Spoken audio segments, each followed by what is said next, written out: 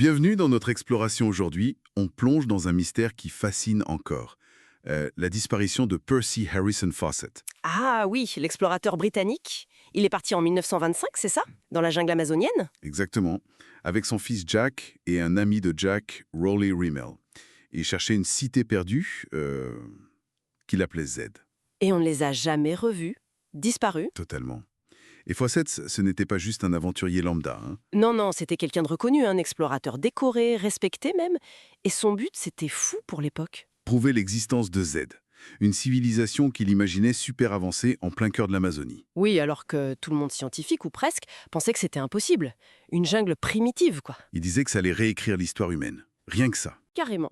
Pour cette discussion, d'ailleurs, on s'inspire pas mal du livre de David Gran, La cité perdue de Z, c'est ça? C'est ça. Une excellente base.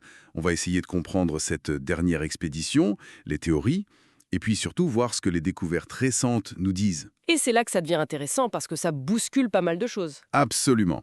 Alors, pour commencer, il faut peut-être rappeler ce décalage énorme entre sa vision et la science de l'époque. Oui, c'était radicalement opposé. Lui, il voyait Z comme une cité organisée, peut-être un temple pyramidal. Mhm. Et en face, t'avais le consensus scientifique, le déterminisme environnemental, l'idée que, bon, la jungle, c'est trop hostile, ça limite forcément le développement. Et la fameuse théorie de Betty Megers, le simulacre de paradis. Voilà, qui disait en gros que l'Amazonie, c'était trop pauvre en ressources pour supporter une société complexe et durable.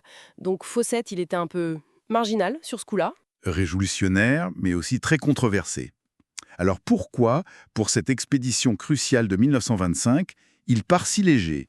Bah, c'était sa philosophie. Petite équipe, 3 personnes donc, peu de matériel, des machettes, quelques instruments de topographie, des fusils. Et une confiance énorme en leur capacité à survivre sur place. C'est ça. Il pensait qu'une grosse expédition, ça attire l'attention, c'est moins mobile, plus de risques de conflits internes aussi peut-être. Et ses compagnons? Jack, son fils, et Rowley Rimmel. Jack avait 21 ans, décrit comme très costaud, loyal, un peu ascète même. Et Rowley, l'ami de Jack, plus jovial, mais aussi déterminé. Mais jeune, et sans grande expérience de la jungle profonde, si j'ai bien compris. Non, c'est vrai. Mais Fawcett les pensait plus fiables, moins susceptibles de se mutiner que des vétérans peut-être plus aguerris, mais aussi plus cyniques. D'accord. Alors, on suit leurs traces. Départ de Cuiabá, c'est au Brésil, puis ils entrent dans le territoire indigène du Oxingo.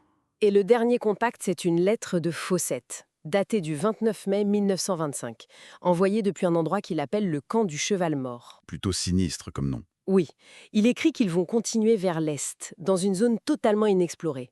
Et après ça? Plus rien. Le silence radio complet. Et là-bas, les dangers étaient partout. Les tribus, bien sûr, certaines potentiellement hostiles.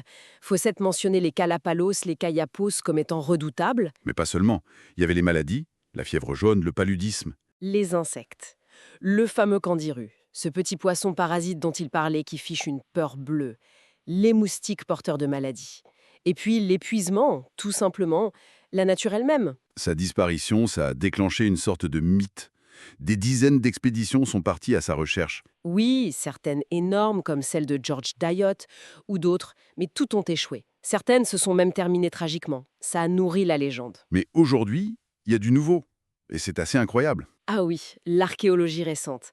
Michael Heckenberger, notamment, il a travaillé pile dans la zone où Fawcett a disparu. Et qu'est-ce qu'il a trouvé? Des preuves stupéfiantes de grands établissements précolombiens. Pas juste des petits villages, C'est-à-dire? des sites planifiés, connectés par de larges routes droites, des fossés défensifs, d'énormes travaux de terrassement, de la gestion de l'eau, de l'agriculture, bref, une société complexe qui a façonné son environnement. Ça change tout par rapport à l'image de la jungle vierge et impénétrable. Complètement. Ça montre qu'il y avait bien des sociétés avancées en Amazonie avant l'arrivée des Européens. Alors, est-ce qu'on peut dire que ça valide l'intuition de Fawcett? Sur le fond, oui. Sur l'idée qu'il y avait quelque chose de grand, de complexe, là où on ne l'attendait pas. Après, sa cité Z spécifique, C'était peut-être un mélange d'indices réels, de mythes locaux, et peut-être du fameux manuscrit 512. ce texte portugais qui parlait de ruines. Exactement. Sa vision était sans doute idéalisée, influencée par les légendes d'Eldorado et tout ça. Mais l'intuition de base, elle, semble juste. L'Amazonie n'était pas vide. Puis plus rien. Ils affirment ne pas les avoir tués. Non. Ils disent même avoir essayé de les dissuader d'aller plus à l'est, dans une zone qu'ils jugeaient trop dangereuse.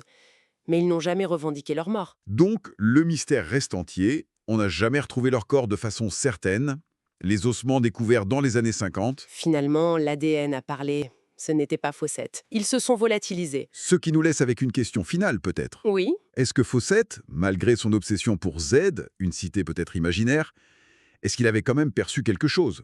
Des échos de ces vraies civilisations qu'on découvre aujourd'hui. c'est la grande question. Était-ce juste une chimère nourrie par les fantasmes de l'époque et sa propre personnalité un peu hors norme? Ou bien, y avait-il une intuition juste, une sorte de perception déformée d'une réalité historique profonde, celle de l'Amazonie précolombienne qu'on commence à peine à redécouvrir? Une réflexion fascinante sur la frontière entre la vision, l'obsession